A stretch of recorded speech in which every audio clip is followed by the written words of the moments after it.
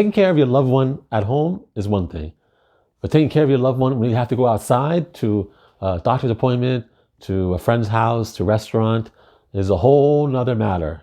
I'm going to give you the top 15 spot-on tips on how to care for your loved one outside the home and not to get into any of the pitfalls they may encounter in the outside world. These top 15 tips will help you maneuver through this crazy world outside, especially when you're caring for your loved one who has suffered from a stroke or other medical ailment. These tips will be a lifesaver out there. You're not going to be disappointed.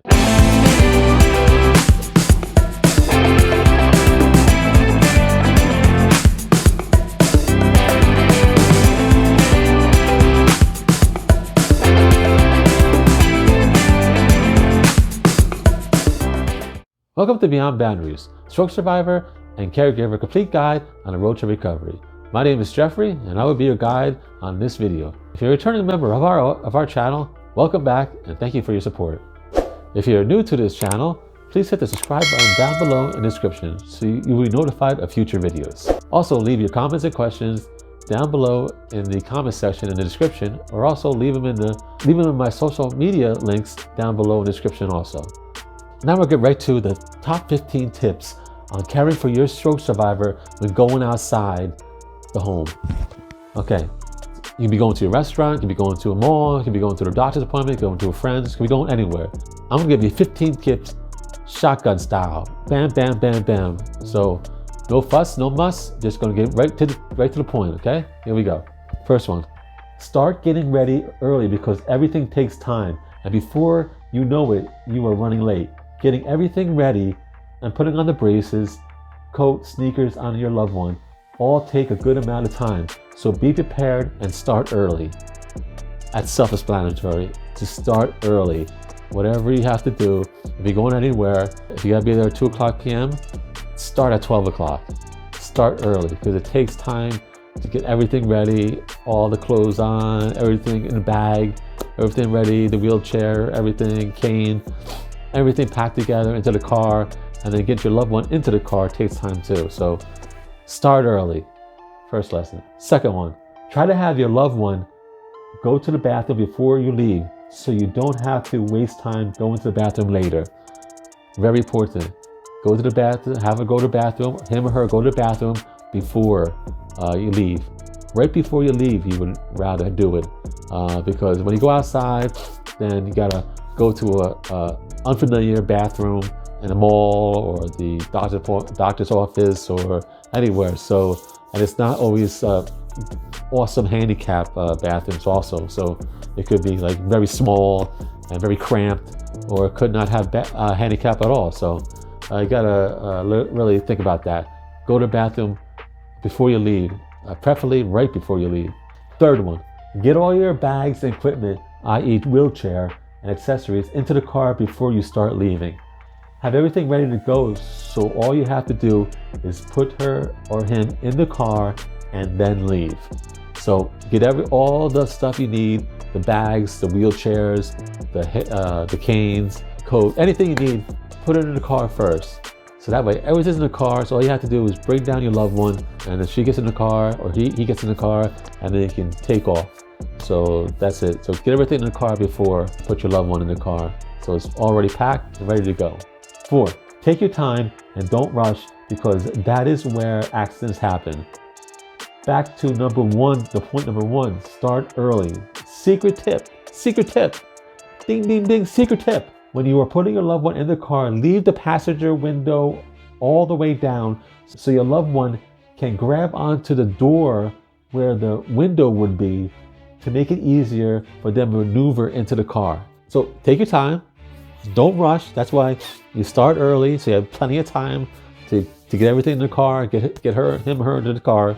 So start early, but also the secret tip is lower the window all the way down, so it's all the way down. So that's when they start getting into the car, the passenger side, they can reach and grab where the window is and grab the door. So it's somewhere they can grab and hold their balance, so when they maneuver into the car, they don't lose their grip or anything like that, they slip. So it's just much easier for them. So remember that. 5, When going to the doctor's appointment or therapy session, remember to arrive a few minutes early so you have time to find a parking spot and get your loved one out of the car. So if you go to a doctor's appointment or therapy, you want to get there a little bit early. And I'm not saying crazy early, but 5 minutes early, so you get the parking space or whatever, and then you're able to get him or her out of the car, and so they get to the therapy or doctor's appointment on time. So you don't want to waste any time being late to a doctor's appointment because they could cancel it or say you're too late, or a therapy session and you're missing time on therapy, which is not good. You want to get all the therapy in. So remember, get there a little bit early, 5 minutes, 10 minutes early, and you'll be good. 6, remember to bring an umbrella with you in the car. You never know when the weather is going to change and it starts to rain. Bring an umbrella is very important because the weather can change like that. So when you're out there, you have an umbrella, it starts raining, boom, have an umbrella, everybody's dry. But if you don't have the umbrella, then the wheelchair gets wet, you get wet, your loved one gets wet, and everybody's wet, and people start getting irritated, grumpy, and angry, and then your loved one's angry at you because you didn't bring an umbrella, and it's a mess. So bring an umbrella. You never know when it's going to rain or anything's going to happen. So don't trust the weather when it's sunny because it could change like that, and you know that. So bring the umbrella in the car. 7, getting into and out of the vehicle. Take it slow with your loved ones. Don't rush them. They need time. So take your loved one going in the car and loved one going outside the car. Don't rush it. That's why you got to arrive early, 5 minutes early, or leave early too. So it's arrive early and leave early. See? You see what I'm saying? You see the thing? You always plan ahead. So you're leaving early and you're arriving early. So you have time to take your loved one out or put him or her in the car and without rushing, because that's where accidents happen. And then, you're rushing and then you slip and they fall, they hurt themselves, and it's not good. So take your time with your loved one in and out of the car. 8, remember to bring the foot stands with the wheelchair. Very important. I forgot it and made my wife very upset because she had to hold up her legs and feet the whole time when the wheelchair was moving. Don't forget the legs, because sometimes you take them off, you put them down on the ground, and now all of a sudden you don't have the legs. Now she has to have her feet up the whole time, and it's pretty exhausting and tiring. And my advice is, what I do now is just leave the wheelchair in the trunk with all the accessories. I don't take it out. I just leave it in because it's not worth taking in, out, in, out. I actually have a second wheelchair, portable wheelchair outside, so I can use it to transport her in different areas of the house. But I just leave it in the trunk. That way I don't forget it. Everything's there, and that's it. So don't forget the legs to the wheelchair. Very important. I also forgot the legs when we went on vacation down the shore. I brought the wheelchair, no legs. So now the whole week she has to lift her legs up. Oh, she was very upset. But I was able to go to a medical store, and get a wheelchair with the legs. And then I brought the wheelchair back and just used the legs for the wheelchair, and it worked. So it all turned out good, but don't forget the legs, very important. 9, don't put on a real heavy coat if it is not really cold outside.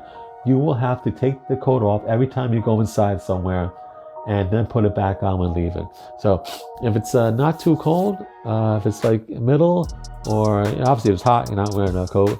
But if it's not too cold in the middle, maybe you want a light coat or a sweater or something like that. You don't want a heavy coat. It's just cumbersome to take it off and on and zip it up and put around the wheelchair and maneuver like that. So if it's really cold outside, obviously you're gonna wear the big coat. But if it's not too cold, if it's in the middle, you want to just bring a light sweater or light jacket that's very light, so it's not hard to get in off and on. So if you don't have to bring the big coat, don't bring it, and just bring the light coat, because the big coat is very hard to take off and on. It's very cumbersome. If you like the content, please hit that like button down below in the description. Also, if you haven't subscribed to the channel, please hit that subscribe button so you'll be notified of future videos. 10, keep her involved with what the doctor says about her condition and prognosis and her next appointment. So when the doctor's talking, and like my wife has aphasia, so it's hard to understand what the doctor is talking, and doctor talks fast sometimes. So you want to keep her involved. You want to keep telling her what the doctor is saying, what he's saying about the prognosis of the injury or whatever the issue is going on, her next appointments, her medication, everything. Just keep her involved. Just keep talking to her and relaying the message from the doctor if she don't understand what the doctor is saying. So keep her involved with all the doctor visit, everything that's going on with the doctor visit, so you don't have no problem with her being frustrated or not knowing what's going on. 11, always have her phone on her so she can call you in an emergency or for food.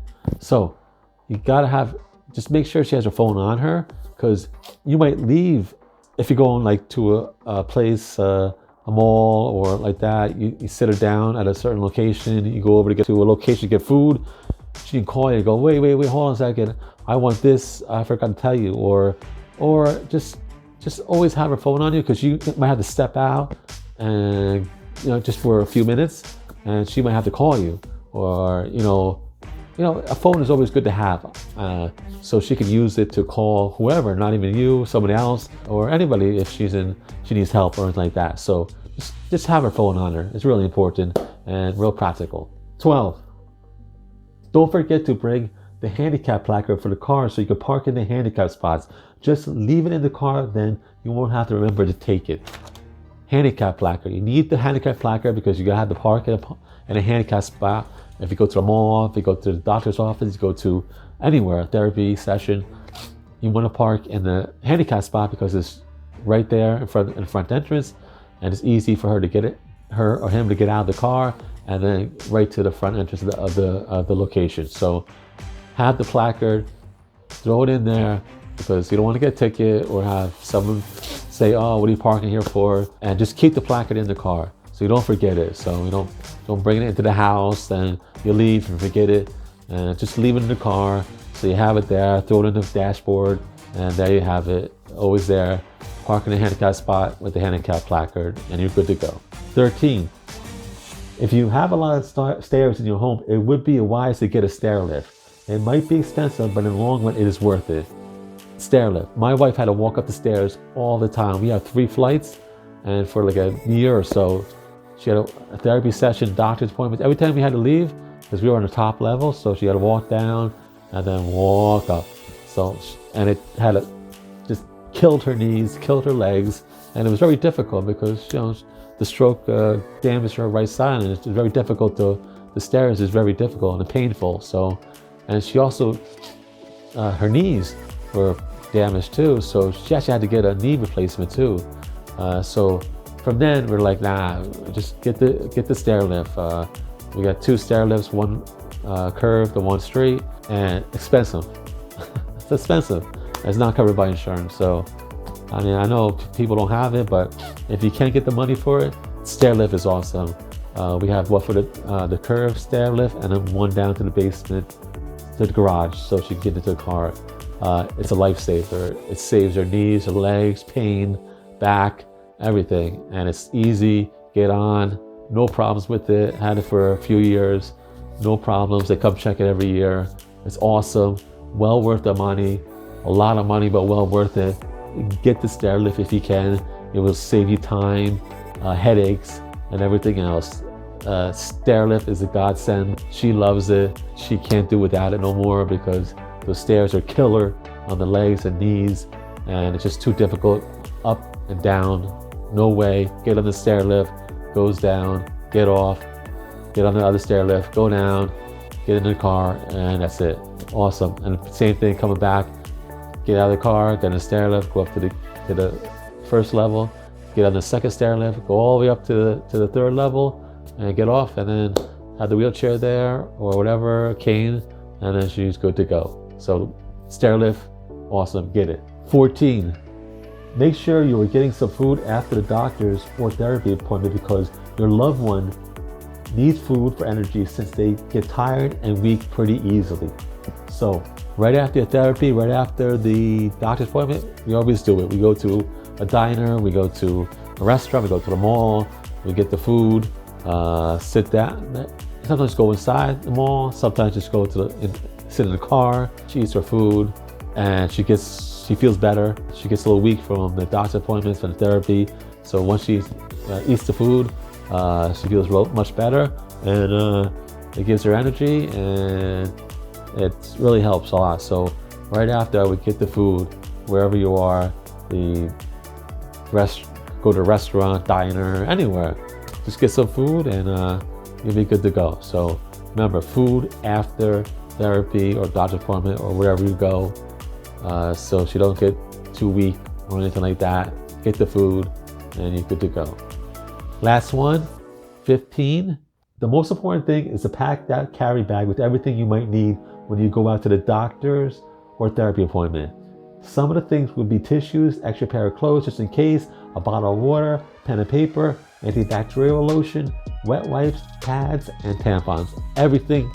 That bag is the godsend of everything. You need the bag. The bag goes everywhere he goes, it goes with them. The bag is just attach it to the wheelchair, put it over your shoulder, and it has everything in it. Make sure it has everything in it. Like I said, everything, the water, pads, extra pair of clothes, pen, paper, maybe some little snacks, anything that goes in there, wipes, everything that goes. Just make sure you carry the bag. The bag will be with you everywhere, and you never know when you're gonna need something.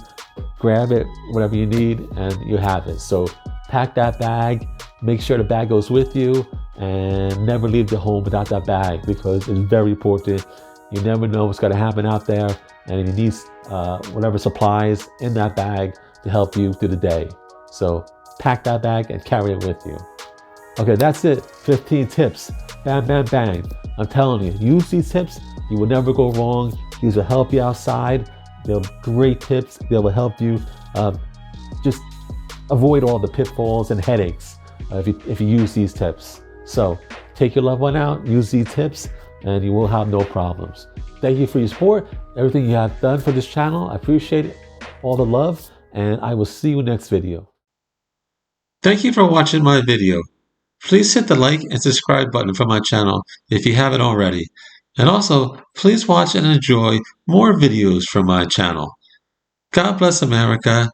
God bless all law enforcement and keep them safe. And God bless all military and keep them safe. Thank you.